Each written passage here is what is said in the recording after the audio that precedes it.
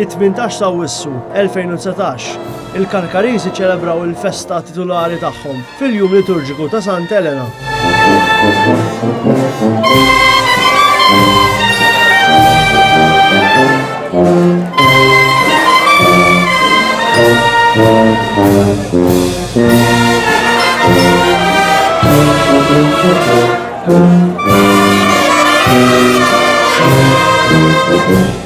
Mat-tokki ta' 8 ta' filgħodu misraħ Santa Elena kien maħnuq bin-nies jistennew b'ħerqa l-ħruġ mill-kolleġġja ta' Birkirkara ta' waħda mill-uniċi purċissjonijiet ta' festa titolari li ssir filgħodu fil-Gżejjer Maltin.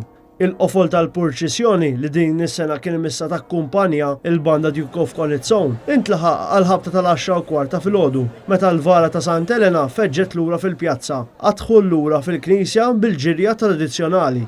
Il-kap tal-oppożizzjoni Adrian Delija attenda l-festa ta' Raħal Twelidu u kien akkumpanjat minn diversi deputati u kunsilliera tal-Partit Nazzjonalista. Preżenti wkoll il-President Emeritus u ex-Prim Ministru Edi Fenekadami. Il-festa segwit bil-quddiesa prepożitali tal-festa u wara bil-marx ta' nofsinhar mill-laqda mużikali Santa Elena li din is-sena tiċċelebra iċ-ċentinarju mit-twaqqif tagħha. Il-festa tintemm il-ħadd filgħaxija bir-ripożizzjoni tar-relikwa mill-Arċisqof Charles Scicluna. Il-vara artistika ta' Santa Elena hija ċertament waħda mill-isbaħ vari titolari fost dawk li nsibu fil-Knejjes Maltin u għandha rabta qawwija mal-istorja u l-identità tal-Karkariżi.